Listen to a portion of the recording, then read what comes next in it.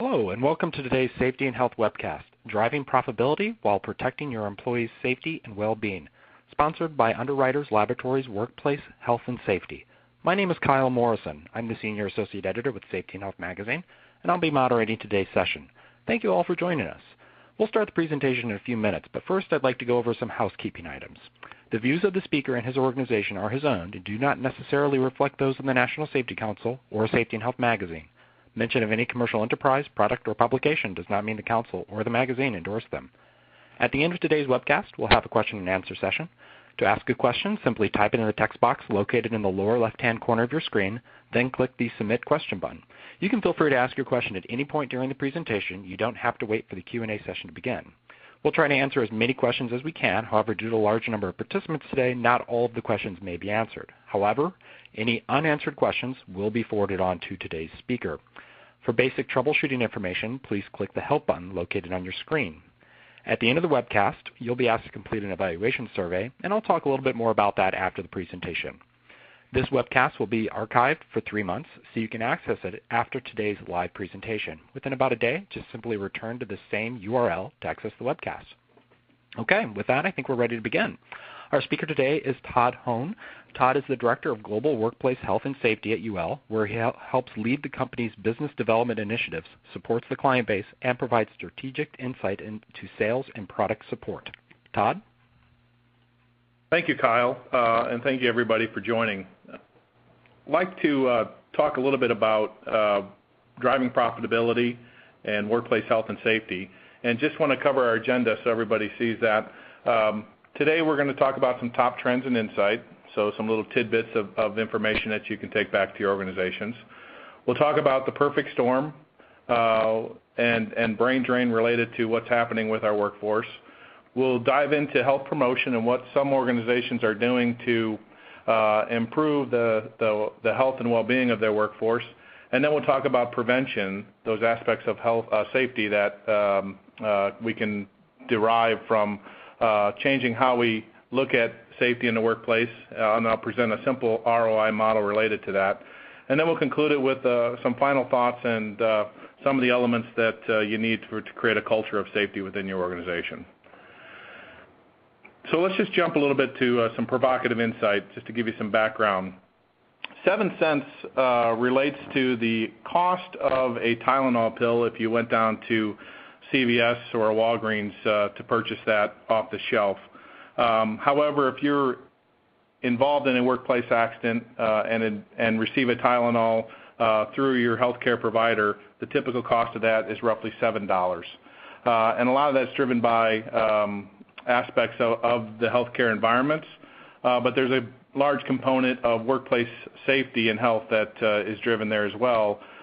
With 14 million workers in healthcare today, they traditionally, historically, are the loss leader in terms of total recordable incident rates year over year.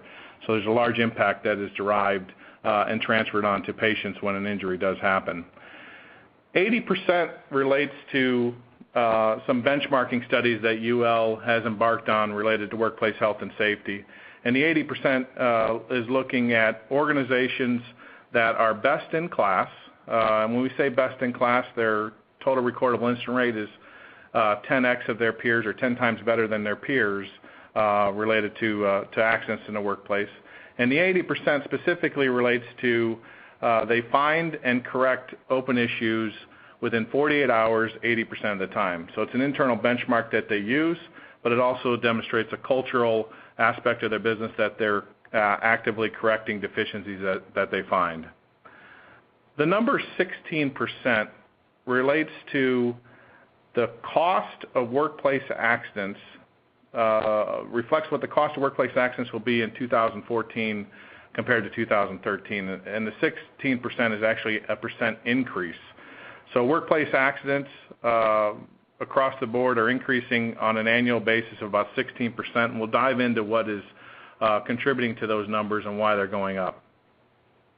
The number 5 relates to a study that we performed a couple years ago on an existing business that we have, and it was looking at the aspects of e-learning combined with drug and alcohol programs, specifically 1,400 contractors. and trying to derive, is there a correlation that having these two programs in place can impact your experience mod. And what we did is looked at losses from 5 years prior to the current state when we did the study. And the companies that reported indicated that they had a 5-point improvement in their experience mod, which is roughly a 5% improvement in their workers' comp that they pay to their work comp carrier, just by having a drug and alcohol program and an e-learning program in place. 90% relates to, again, those best-in-class organizations. And what we found there is that they have some form of program that allows employees to report at-risk behaviors, not necessarily behavior-based safety program, but just anything related to the workplace. And what they have is 90% participation, where every employee is submitting at least 2 observations per week, week over week. So again, 90% is the benchmark there. 90,000 relates to comorbidities, and we'll dive a little bit into comorbidities and the aspect of our workforce. But an organization that we studied had looking at workers' comp losses, and the average cost of a strain-related incident for an individual that had 2 or more comorbidities was roughly $90,000. And again, we'll dive into that later in the presentation. And the final stat I have for you is $685 million. And that's the one-day economic burden of workplace accidents to U.S. employers based on a University of California, Berkeley study that was released in 2011. So one day, the economic burden for workplace accidents is $685 million. Moving forward, I want to talk a little bit about the perfect storm, and it's how I derive what's currently happening with our workforce. It's an aging workforce. It's a less healthy workforce. About 76 million baby boomers are going to be retiring over the next 10 to 15 years, singing the Johnny Paycheck song, "Take This Job and Shove It." And you're going to have a loss of institutional knowledge. And it's really creating a lot of challenges for workplaces that are already dealing with issues related to profitability due to the economic downturn, et cetera. And so it's something that we consider low-hanging fruit, but as the movie played out, if you don't do anything about it, it's going to definitely take effect, and it's going to leave you, in some cases, perilous to try to recover to move forward. But before I dive into that, I just want to take a little bit and just kind of go back into history and looking at the evolution, or in some cases, the revolution of workplace health and safety. And many of you that are on the phone have been through courses and talk about, the history of safety. Dr. Ramazzini was studying occupational diseases back in the 1700s. Fast forward, the 1900s, the turn of the century, in the early 1900s, there were a lot of authors writing stories related to health and safety, and it was bringing awareness to, what employers should be doing on this topic. 1913, the National Safety Council was formed. And fast forward to today, and organizations in the United States are performing at their best from a workplace health and safety perspective. However, due to this aging and less healthy workforce, the costs, as I mentioned earlier, are increasing about 16% year over year, and we need to take a different view on how we try to control this. And that's what we're going to dive in today, looking specifically at health promotion and health prevention. The first thing I want to talk about is just some of the things that are occurring in the workplace. From a profitability standpoint, there's a lot of impact on businesses today to turn a profit. There's more competition, especially global competition. The insurance costs that you're paying for workers' comp, general liability, and auto liability are going up. Workers' comp specifically is about a 9% increase year over year the last few years. Healthcare costs have typically been a burden that employers have carried, and as costs get higher, they've had to transfer some of that responsibility to the employees. But again, in those scenarios, you may be building products today that you're not selling until later into next year, and you'll have to find some way to transfer these costs onto your customers. Some will be willing to pay, some will not. And then the whole aspect of how you get products to market with delivery costs associated to oil costs has an impact on business. And then there's the aspect of the workforce changing. And we'll talk about some of those challenges and the impact that workforce changes are having on organizations today. As you can see in the chart that's depicted here, the green line is the representation of frequency of claims that are happening in the workers' comp arena. And this chart comes from the NCCI. And what we see is that there's a downward trend on the frequency of accidents, which is a great thing and definitely reflective of all the great things that health and safety professionals are doing. However, indemnity is increasing. That's the cost associated with people being out of work on lost time. Indemnity is a reflection of also how much salary employees are making, so older workers typically tend to make more salary. That trend line is increasing. But the big increase is coming on the medical severity side, which is depicted on the red line, and that's increasing year over year. And what I'd like to do is just show you kind of the good, the bad, and the ugly. And I think most everybody has at least seen or heard the movie that involved Clint Eastwood, and it was produced back in the 1960s. But the plot revolved around three gunslingers competing to find a gold mine, basically of Confederate gold. In the case of workers' comp, there's really no gold to be found, but it's really the act of survival and how can organizations and specifically work comp carriers survive given the trends that are happening on the workforce today.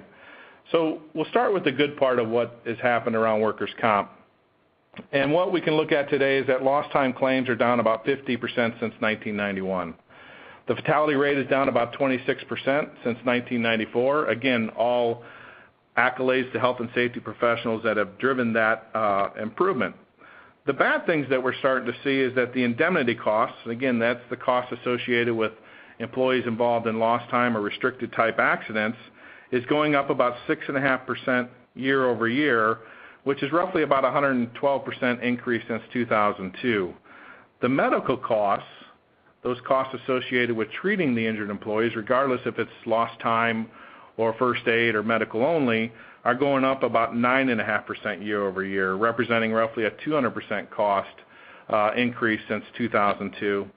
And the ugly part that is happening in workers' comp is what the future trends look like. In 1993, 45% of costs for a workplace accident were comprised in medical costs, so 45% of your claim was related to medical. In 2006, medical costs were about 59% of the total, and in 2016, medical costs are expected to be roughly 70% of the total claim value for an injured employee related to workers' comp. And again, what that previous chart depicted is that blue line increase in indemnity costs, and this will continue to increase year over year as well as your employees make more money into their later years. So again, that's the good, the bad, and the ugly on what's happening related to our aging and less healthy workforce. A couple other trends that I want to bring reference to, and this comes from the United States Department of the Bureau of Labor Statistics, in that the aging or the older workforce that's 55 and older is going to increase by 73% by 2020, while the number of 18 to 25 workers will only grow by 5%. So the population that you're currently employing today, as you probably already know, is going to age. It's going to put impact on your bottom line results. Most workers are productive, and as they're more knowledgeable, are being more productive. But if they are injured, there typically tends to be an increase in costs. The next slide depicts the average age of our workforce today. And again, this comes from the Bureau of Labor Statistics, where the average age is about 41, 42 years. And you can think about your workforces and what their average age is. But let's take a look at what that looks like from a work comp perspective. And this is a chart from the BLS related to the average days away from work based on different age groups. So across the bottom, you have the different age groups from 16 to 19 to 65 plus. On the left-hand axis, you have the average days. So a strain-related accident is seeing about 7 days away from work. But when you're 35 to 44, you're slightly higher, about 8 days away from work. 45 to 54 is about 10, and it goes up from there depending on those different age groups.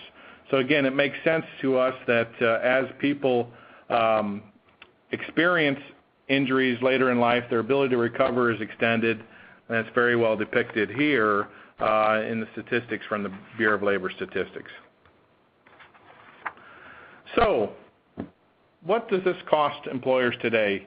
If you take the day cost, the economic burden of $685 million and multiply it times the number of days in a year, you come up with roughly $250 billion is the economic cost of workplace accidents to U.S. employers today. If you look at this globally, the trend is about $2.2 trillion. Now, to put that $250 billion in perspective, the economic burden to employers to deal with cancer-related issues for their workforce is roughly $219 billion annually, and diabetes, it's roughly $174 billion.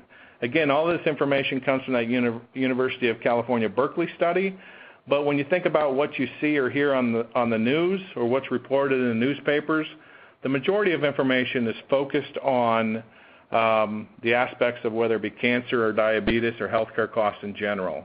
So while organizations are performing at their best in terms of workplace health and safety when you look at the numbers, the trends are still indicating that there's more work to do, and if you don't start to look at how you prevent accidents and how you can provide initiatives to make your employees healthier, these costs are going to begin to be carried by you as an organization. The last thing I want to talk about is the brain drain, and this is that 76 million baby boomers that will be retiring over the next several years. And I refer to it as the brain drain. And a couple of references or analogies I'd like to use is one is in 1969, NASA put a man on the moon. His name was Neil Armstrong. That was the culmination of a $24 billion NASA space program. But 10 years after the fact, NASA came out and admitted that the expertise and knowledge that existed in the organization to help put a man on the moon had left or departed, retired, and they could no longer repeat that feat even if they wanted to. And so it's an example of what can happen to organizations, highly technical organizations, when that knowledge leaves their organizations. Another analogy is one from Chatsworth, California, and that involved a commuter train where an employee, the train operator, was actually texting, missed a signal, and had a head-on collision with another train. Several people perished when that head-on collision happened. But the reality of that is when trains were put into place in California, the technology existed at that time that would have prevented this type of event. The regulators at the time felt the technology was too costly and that they would deploy two operators in the train, similar to how airplanes are flown today, a pilot, a co-pilot, for example. As California hit their budget crisis, new regulators are in place without the knowledge or history of why the decision was made before, saw that there was an opportunity to cut costs by removing one operator, and they made that decision without understanding why the original decision was made. If you look back in workplaces across the board, there's probably several examples that you can tie that correlate to those examples with NASA and the Chatsworth, California incident. Obviously, there's a lot of system and process issues that drive into it, but at the end of the day, those are some of the factors that contributed to why those events occurred in our history. So hopefully I've given you a pretty good understanding, at least of the brain drain and the aspects of the workforce that are leading up to this perfect storm. But now I'd like to shift a little bit to health promotion and what organizations are doing. And what we did here is looked at over 40 case studies related to health promotion and tried to identify what are some of the key themes that organizations are doing around health promotion, and more importantly, what's the ROI that they're seeing that we can share with people on this call.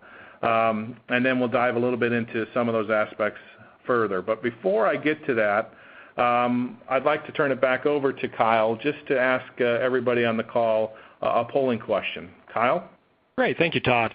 This is a question for everyone listening in on this presentation. How does your organization define its approach to EHS? Is that approach defined more by regulation? Is it defined by more business improvement?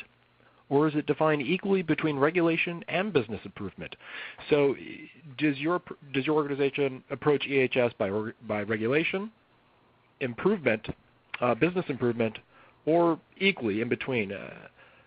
I'll give you all a few moments to answer that question on how your organization defines its approach to EHS. I think we're getting some good results here, Todd, so I'm going to go ahead and push those out. All right. And it looks like the majority is equally between regulation and business improvement. Was that something that you were expecting, Todd? Yeah, that's typically what we've seen. We've done this type of question in other arenas, and depending on the organization that you're in, we did see a slightly higher aspect around business improvement, and the aspect of health promotion definitely resonated. But what I would say is that regardless of where your organization is at today, health and safety is a significant contributor to profit. And hopefully over the next 30 minutes, I'll share with you some insight that you can leverage and utilize within your organization to start to drive those business improvements. So what I'd like to do is just a couple more things related to the workforce, and that's a lot of recent studies are being produced and developed, and workers' comp carriers are specifically looking at obesity and the BMI rates and what impact potentially can have on people that are injured. It's one of the aspects of comorbidity as well. And what I want to reference is just a study from Duke University as well as a study from the NCCI. And what they found is that individuals that were identified as overweight or obese had a higher percentage of incidents specifically related to lower extremity or hand, wrist, lower back type incidents. And usually the causal factors that contributed to those incidents was slips, trips, and falls and lifting. And for those of you that don't know what BMI rates and how they reflect to normal, overweight, or obese, if you have a BMI rate of 18.5 to about 25, you're considered normal. 25 to 29.9, you're considered overweight, and 30 plus, you're obese. So again, let's look at the future trends and where the workforce is going. And what I would also caution is that while I'm talking about U.S.-related data, the issue of the aging and less healthy workforce is a global trend. So there's not an opportunity for organizations to bring in a new workforce or see opportunities better anywhere outside the U.S. It's definitely the same regardless of where you go. But by 2020 in the U.S., 40% of the men in workforce will be deemed or classified as obese according to that BMI rate. 43% of women will be obese, and 70% of men and women will be deemed to be overweight. And again, it's not a young or aging issue. It's a issue involving everybody, regardless of where you're at in your age or where you live or where you reside. So again, what that's contributing to or leading to is these increases that are happening on the workers' comp side when people are injured. But again, the industry itself is looking at, what are the aspects of these things are compensable, or is there any data that we can glean to understand workers' compensation better and better price risks in the future? So those are some of the things that are being considered in the workplace. So let's talk about comorbidities. And I mentioned that slide of $90,000 early on in our discussion today. To dive into this a little bit deeper, comorbidities are those conditions that employees have or present with at the time of injury. Comorbidities can be defined as overweight, obese, could be smokers, could have hypertension or high blood pressure, could have diabetes. Those are just some of the common examples of comorbidities. And how does that relate to workplace accidents? So based on a study looking at a retail industry and specifically comorbidities and strains and sprains, we were able to identify the costs associated with those incidents. So an individual that presented with a strain-related accident with zero comorbidities, the average cost of those accidents was roughly $7,300. If an individual presented with a strain and had one comorbidity, The average cost of that accident was about $16,800. 2 comorbidities was $31,200, and 3 or more comorbidities was $90,700. So again, an understanding of your workforce, their ability and the types of things that they can do, and these comorbidities, regardless of what visibility you have into them, should really drive you to start to look at how do I have a healthier workforce, and what are some things that I can do to improve the health of my workforce. So I want to dive into those elements a little bit more. And just again, we're looking at, we're only going to have time to share a couple of results with you from industry segments, but it's taken from over 40 case studies that we examined and identified, what are the elements that make their program successful, and what are the ROI associated with those things that they're reporting. Before I jump into that, just want to talk a little bit about a survey that was conducted. This is Buck Consulting back in 2009. Maybe a little difficult to read, but that top line, organizations that deployed health promotion initiatives identified or felt that the organizational image improved, and they rated that as a major impact or a significant impact about 41% of the time. They saw an improved overall employee health for those same 2 categories, about 31%, and they did see workplace safety improve from the results of their workplace health promotion initiatives, and they identified that in about 24% of the cases. A couple resources I would direct you to is the NIOSH has a page dedicated to health promotion and prevention, and then there's another organization called ACOM, the American College of Environmental Medicine, Occupational and Environmental Medicine. They have a really good white paper related to health promotion and health prevention that I'd encourage everyone to take a look at. So let's take a look at these case studies and what it bared out for us. The first one was a transportation equipment manufacturer that started their initiatives back in the mid-2000 range. In 2009, actually this started in the late 90s, I'm sorry, but in 2009 they had 455 injuries compared to 2,446 in 1998. They saw their controllable accident rate related to workplace injuries and illnesses drop 48%.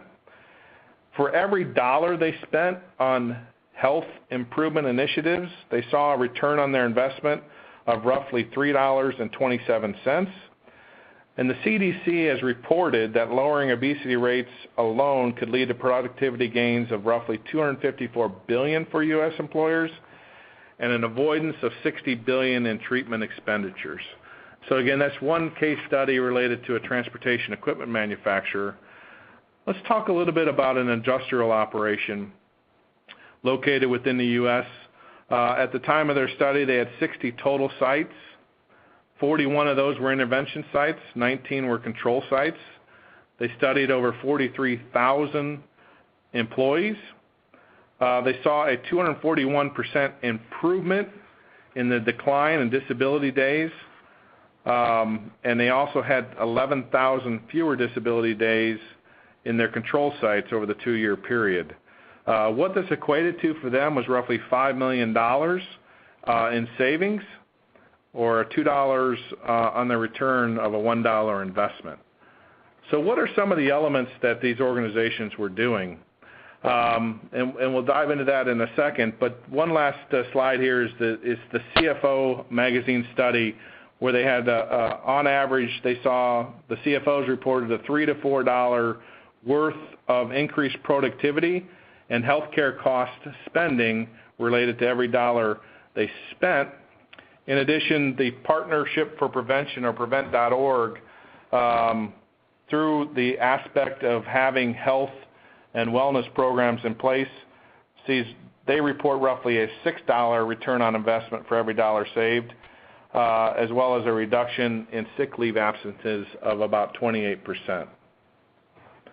The last case study relates to the last Olympics in England, where they recognized that they were going to do all this construction activity and we're going to need to hire anywhere from 10 to 15,000 employees. And how are they going to manage the aspect of workers' comp on this large project or these multiple projects? And when they started looking at the workforce, they found that their workforce that they were hiring, 28% of those were obese, 41% were overweight, 29% had high blood pressure. And they decided to act on that information, and what they did is employed stretch and flex type programs at the start of the shift, and they also provided breakfast for their construction workers because many of them didn't take time to eat. And when they provided breakfast, they provided a nutritional, healthy alternative to what they normally would eat. And what they found over the course of the projects that they were doing compared to similar projects of this nature is that they experienced 0 fatalities, where they were anticipating 3 to 4 fatalities for the course of this construction projects. And their total recordable incident rate was half of what previous projects of the scale had experienced. And they attribute a lot of that to the health and wellness of their workforce, to the improvements that they made over time. There was a study out related to that, and we also wrote a little piece on it on what the improvements were. So again, the final thing is what are organizations doing to drive health and wellness within their organizations? Obviously, the picture here depicts a stretch and flex program by a construction group, but there's a lot of different things employers are actively doing and were represented in the 40 case studies that we looked at. And those included not only the stretch and flex programs, but initiatives to help employees either through incentives or coaching and feedback to help them with obesity and weight reduction programs, smoking cessation programs. You're seeing a lot more today with some form of pre-placement medical assessment. Obviously, there's ADA requirements that you need to have an understanding of and have strong policies and procedures for it. But organizations are identifying what are the essential job functions that employees must perform, and then being able to put people in the right jobs on a post-offer basis to minimize their risk of being injured. Vaccinations are being performed, and most people don't think about the aspect of flu vaccinations and the impact on presenteeism and absenteeism for their workforce. But if an individual comes to work with flu-like symptoms, there's a likelihood that they could infect other employees. And so we're seeing a lot more organizations be proactive in flu vaccinations to ensure productivity is maintained throughout their organization when these issues break out. And last year was a significantly higher flu season than we'd seen in the past, and there was a lot of organizations that couldn't operate because of people out on flu related symptoms. There's job transfers that happen around medical evaluations. Obviously, organizations would be that involve or require respiratory protection would have those programs in place and the ability to assess the health and well-being of their workforce and be able to track and identify any issues that may arise from the work that they're doing. Organizations are deploying fitness for duty. So again, assessing can an employee post-offer be able to perform the work that he or she is expected to perform. And then there's some of the traditional things we see in safety related to back injury prevention, ergonomic assessments, and even return to work assessments to make sure people are fit for duty coming back to work. So again, 3 studies presented, some statistics related to their ROI, and then some of the elements of what was represented over the 40 case studies that we actually did look at. So let's jump to health prevention. And I just want to take a second to back up. There's a great definition of safety. When we talk about health prevention, we're specifically talking about workplace safety and preventing workplace accidents. There's a book out there I encourage everybody to look into. It's called Managing the Unexpected, written by Carl Weick. And there's a great definition in there that I use there related to what he identified for safety. And it's a dynamic non-event working very hard to make nothing happen.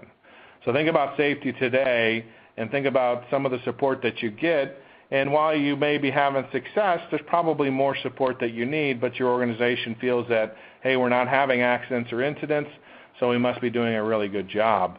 But it's not necessarily the thing where we need to let off the gas or stop that. We need to provide more support to continue to have the success that we're having. And the thing about safety, and think about your organizations, it's intensely local. So whether you're a large organization or a small organization, it varies by people or leaders within various departments or regions or areas of your company. And again, what may work at one facility or one department may not work at the other due to a number of dynamics that exist within that organization. It's unavoidably social. So if I see Joe climbing a ladder, carrying a cup of coffee, not maintaining his three-point contacts, I have an obligation to say something, but do I say anything? Because Joe's a friend of mine and I don't want to call him out, but if Joe gets hurt, I'm going to feel that I should have done something to prevent that from happening. And the other aspect of this, and think about your systems and processes and your exposure that exists in your facilities, many times employees must go above and beyond what is formally required to keep them safe and healthy on the job. Some of you have binders and binders of policies and procedures, and even with all those binders and even with all the great training that you're delivering, there's probably still aspects out there that you can't control, and you need additional things, voluntary by the employee to go above and beyond what they would normally do to keep them safe and healthy on the job. And where most organizations are at today is really depicted by the simple line for the evolution of an accident. On the left-hand side, an incident occurs. Obviously, we want to treat the employee, keep them safe, get them the right medical attention, protect the area. Organizations will typically do some form of investigation, and the purpose of their investigation is to learn and figure out what we can do to prevent future cases. They may develop corrective actions and implement those and do some follow-up. And what we're advocating is really starting to shift that focus more upstream and really start to look at what are those errors without consequences that are happening in your organizations. So what we see here is a rumble strip, and probably in many rural roads, two-lane roads that you've driven down even today, on the right shoulder there'll be a rumble strip. And what that's depicted is really an error without consequence. If you vary to the right, take your eyes off the road or distracted for a brief second, the rumble strip will remind you and you will correct or react to that. You're starting to see those now even in the center lines related to roads in different states. And again, the design or the impact of those is to help you identify something is wrong and be able to act on that before you're injured or injure someone else. And the same thing applies in workplaces. And it's even beyond what you may have in place from a near-miss report program. So remember I mentioned that 90% have 2 or more reports by employees in the course of a week. And that's what we're trying to advocate to organizations to adopt this new way of thinking, to shift more upstream, creating a culture where employees can report anytime, anywhere, and more importantly, giving opportunities for organizations to learn from those things, just like they would if a bad event happened or someone cut their finger in your organization. So again, we want to move those things more upstream. You got to change the culture within your organization to accept that error without consequence is really a good thing, and it's more important to take time to learn from those. And we again draw from the history of organizations and the evolution of workplace safety. And if you go back in some of the major engineering disasters or product malfunctions, most of those are preceded by near misses or close calls that, had it not been for chance, could or would have been worse. Most organizations, specifically their leadership teams and managers, misinterpret these as warning signs because they are blinded by cognitive biases, i.e. it's happened before, no one got hurt. And they take the near misses as indications that the system is working well or that they didn't even notice them at all. So the fact that no one got hurt is misinterpreted as that our system is working, instead of saying, hey, someone could have been seriously injured or someone could have been, received a cut finger. Regardless, it's something that we can learn from, and how do we change that focus within our organization. So I want to take, and this is not a polling question, but just a couple questions to ask yourself. What is the average age of your workforce? What is your leading loss type of injury in terms of dollars spent? And what if? What if we could share in the course of the next 5 minutes a better way to manage that risk or exposure that helps you deal with your leading loss type, that more than likely is a strain or sprain related claim, and it would help you address what we identified in the perfect storm of the cost of those injuries to your older workforce, because it takes longer for them to recover. Would you act differently? And most people I talk to say yes, and say, what do we need to do? And one of the things that we look at, and I'm just going to share an example from a construction company. And what you're seeing here is typical of every construction project. And if you're in a manufacturing environment or a retail environment, you can think about it from your perspective. But a lot of times materials are stored on the floor. And why are they stored on the floor or on the ground? Because that's really the way we've always done it, or that's the way we do it. And it's not a big deal. It doesn't take that long to bend over. But when you think about the time and effort it takes to bend over, 2 seconds is the time roughly it takes to do that. And the act of bending over, regardless of what you're picking up, is an exposure to my employees. And if you're able to normalize that or annualize that expense of 2 seconds of lost productivity times hundreds or thousands of times people bend over per week, per month, per year, you can start to quantify that this is a pretty significant exposure. And if you're going to ever address your strain-related issue, you got to start looking differently at how you store materials to minimize that risk. There's a lot of ways you can do this at low or no cost to you, but the aspect of getting materials off the floor is going to be an area that allows you to focus. And based on a study I was involved with back 7-8 years ago, we identified that 48% of the workforce was physically capable of doing the work as designed to be performed. Now what that means is that it doesn't mean that 52% is going to be injured. It just means that they're going to have to work in more awkward or deviated postures to perform the same work, which again is another productivity issue for organizations. And how do you address that, or how do you improve that? And again, if you can start to quantify these things in terms of loss of productivity and tie those to hourly wages for employees, you start to present a different picture. I do have a polling question that I would like Kyle to ask. Yeah, great, Todd. I think this absolutely flows into what you've been talking about. And again, this is a question for everyone listening in and watching this webcast. How does your company view its safety and health program?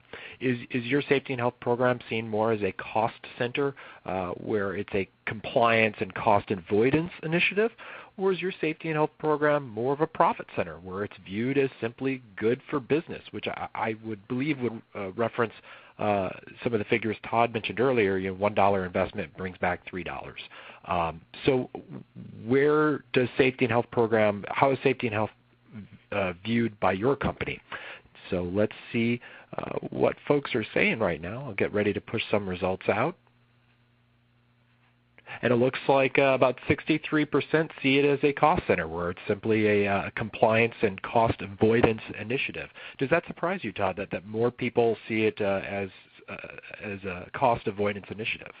It's kind of the trend that we're seeing, and hopefully, again, some of these things that we're presenting today allows organizations, and specifically those of you on the phone, to shift and kind of present things in a different way. And that's kind of this new way of thinking, this new perspective, idea, and concept is a way for you to start to have those types of dialogues and discussions.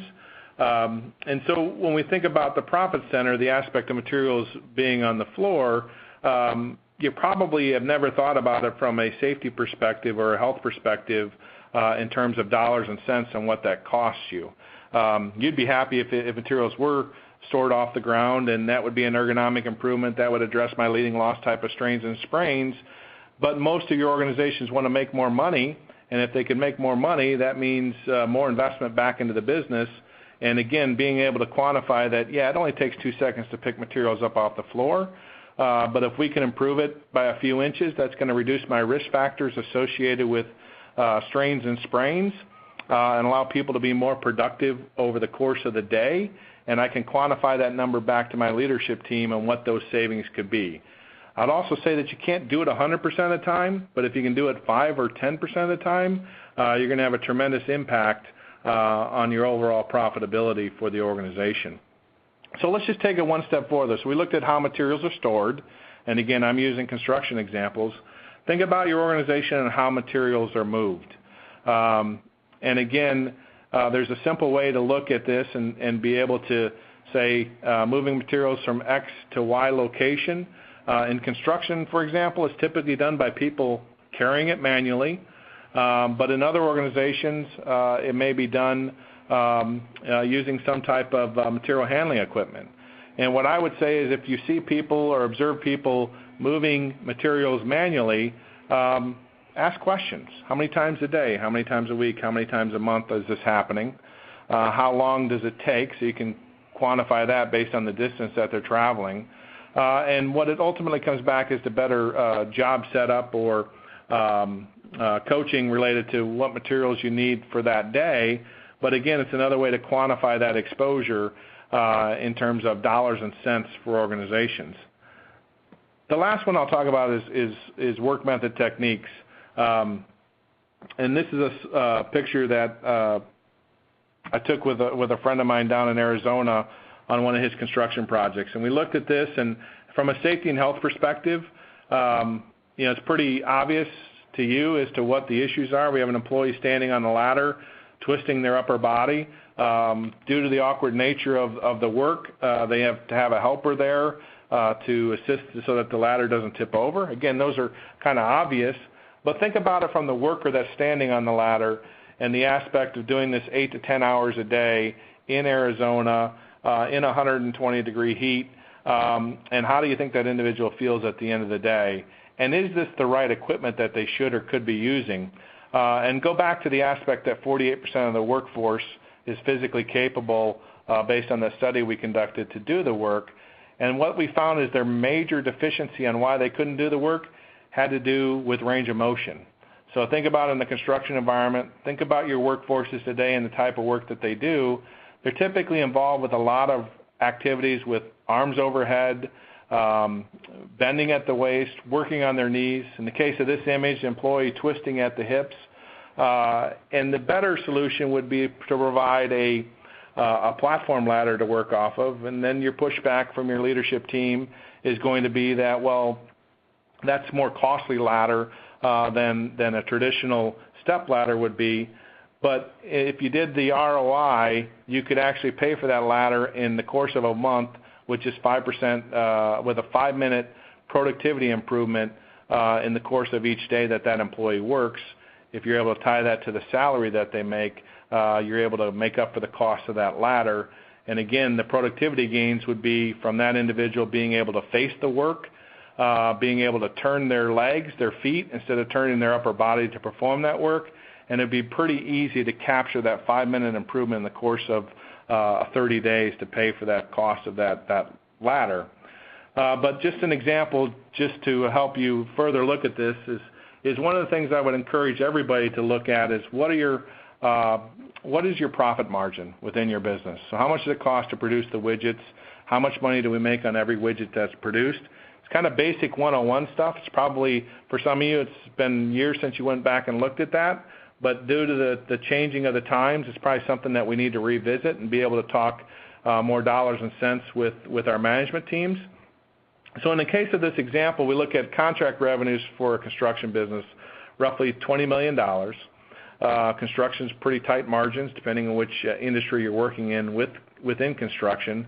So I picked 3% as the profit, which leaves after overhead and expenses a profit of roughly $600,000. If I'm able to increase productivity, and I used a round number here of 10%, I can impact that profitability and take it now from $600,000 to roughly $960,000, which is a 60% improvement in profit, taking it from 4.8% to 3% just by some of these simple changes I discussed with you in the 3 previous images. That would be the same effect as going out and trying to attract 12 million or get 12 million additional contracts to pay for those accidents. So again, there's a lot of creative ways to do ROI, but if you don't know the profit margin of your business, it's going to make it very difficult for you to have those meaningful conversations. And trust me, many people in your organization will want to look at health and safety in this way if you start to discuss with them and try to share with them what you're trying to accomplish, help you sell your ideas and why they make sense to the organization. I'm just about ready to wrap up, and there's a few tidbits that I'll leave you with before we open it up to Q&A. You may have played this game. Definitely your kids play this game, the whack-a-mole game. And I want to relate it to health and safety. And we go back to that culture of learning and that culture of early reporting. Most organizations don't want people to report if no one gets injured or something bad could have happened. But each time there's something that is identified outside the norm of what it should be viewed as a learning opportunity for the organization to drive improvements. And so if you have a culture that is a whack-a-mole culture, if you have a supervisor or a foreman that is like that, you need to talk to them and coach them and help them to understand that getting information in the system, not waiting for something bad to happen to act, is critical for our success going forward. And we need to break that mentality if we're going to have success. So remember the game when you're talking about breaking that chain of culture within your organization. The next piece is learning. Think about your child or you back in the early ages when they may have touched the hot stove or a curling iron or an iron and they burned themselves. Fortunately, it probably wasn't a severe burn, but they learned from that and said, hey, I'm not going to touch that again. I'm going to make sure it's not hot before I touch it. And so if you look at the evolution or the revolution of health and safety, it's all around learning. And what we're trying to advocate is shift that focus from not waiting till something bad happens, but to a new set of indicators farther upstream than even near misses could be to help you start to drive learning within your organization. I would encourage you also that if you're going to start this process, that you make sure your management team's on board and that you're ready to act on the information that's being submitted. The last benchmark I would challenge you with is that the history of where we've achieved the results we're at today have been driven through learning, have been driven through improvements, but it's also been driven through engagement and involvement by your employees. And more involvement, regardless of the knowledge or expertise of people that are working in your safety program to report conditions they see, is going to have better results for the organization across the board. And again, what you're trying to do in health and safety is extend your reach, and your best reach is going to come to those employees that are working and can share insights and information to you and to the management team that you can act. And what I would advocate is creating some form of a leading indicator report that shows green lights, red lights, provide some focus on where you can focus your limited resources and the resources of the team on those outliers, because obviously you can't address everything, but if you have more people involved in the process month over month, that should be viewed as a good thing. If you're correcting issues within 48 hours, 80% of the time, that should be viewed as a good thing. And what you're trying to do is drive more of that and then focus on those areas that you can make improvements on related to unsafe conditions, processes or systems or whatever it may be. And the last thing is related to just things to think about. You know, the perfect storm and brain drain are here. 5 years ago, if I delivered this, it was just starting, but today you don't really have a choice but to embrace what's happening and start to drive changes within your organization. Look for near misses masquerading as success. If you can only do one thing, that's where you start, is near misses, but I encourage you to move further upstream and involve more people in your organization. Identify those people that are preventing your employees from reporting, so break the whack-a-mole mindset and embrace that culture of early reporting and what it could mean to your organization. Remember always that prevention happens through learning. In order to have success and to get support of your management, you're going to have to change your perspective, and this would be shifting to more metrics that align around prevention and make sure that they align to the organization to achieve the outcomes that you're looking at. There's a couple studies that we have currently going. If you want to participate, you can let me know. One is around early leading indicators and what are some of the key leading indicators organizations should be using. And the last one is related to learning itself and to simply identify through 8 questions whether you're a learning organization or not. So Kyle, we have a few minutes left. I'll obviously answer any questions that we don't get to today, but I think we have time for at least one question. Well, before we get to the question, Todd, I want to thank you for your presentation, but I wanted to remind everyone of the short evaluation survey I mentioned at the top of the hour. I'm pushing that out to everyone now. We're just asking that you complete the survey to let us know your thoughts. Your input helps guide us and improve future webcasts, so please take the time to fill it out. If you don't see the survey on your screen, please make sure your pop-up blockers are turned off. Now, as you said, Todd, we do have a couple minutes, so hopefully we can get through as many questions as we can. I want to touch on real quick the limitations for data and analytics to identify health and safety vulnerabilities. Are there such limitations for data analytics, and how can they be addressed?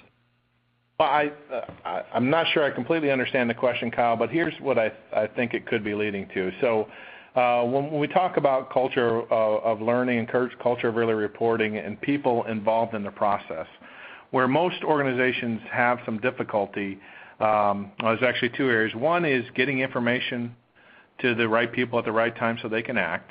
And if you have lag time there, it typically can create a sour or negative effect with your workforce. Because if organizations aren't following up or aren't acting on the information I'm reporting, why should I continue to do that? So I would advocate there's an education process, but then you also have to have some method for collecting that data and doing it in real time and being able to share out meaningful metrics. Related to the analytics, I think the jury is still out in a lot of respects on what analytics have the strongest correlation to outcomes. So in this case, analytics, we're talking about leading indicators. There's 3 that I found to be very effective. One is participation, more people, typically better results. One is that corrective action element, that 80%, and maybe that's too high for some organizations, so start lower but build on it. And the third one is an active reporting related to things right or wrong and trying to see a trend line move favorably, i.e. more of those being reported month over month. Okay, great. Thank you, Todd. And we do have time for maybe 1 or 2 more. I want to go back to the Stretch and Flex program that you mentioned earlier in the presentation. Are there any statistics out there on the percentages of workers who participate in Stretch and Flex programs where they're offered by their employer? And are there stats regarding the improvements in injury cases seen due to that program? You know, anecdotally, I haven't seen any large-scale studies, but I've participated in a handful of those and had seen tremendous success, and employers swear by them. They're typically driven by, in the construction arena, driven by the owner. But what I'll do is I'll see if I can find any and share those over as part of the feedback to the other questions. Okay, great. And just one last question here. You talked earlier about an aging workforce and some of the problems that can be presented. You know, when they're injured, they're out longer, their severity is greater, and the costs go up. But this individual who submitted a question said they find having an older workforce in the workplace provides a working smarter environment, and that factor is hard to quantify but can be significant. What are your thoughts on that? I think that's a great point, and my apologies for not drawing that out. I think what organizations need to do and be able to embrace is that the workforce is changing, and by having experienced workers in their as part of their population, they're going to see tremendous improvements in workplace health and safety. I guess the point I was trying to make is that if they are injured, the cost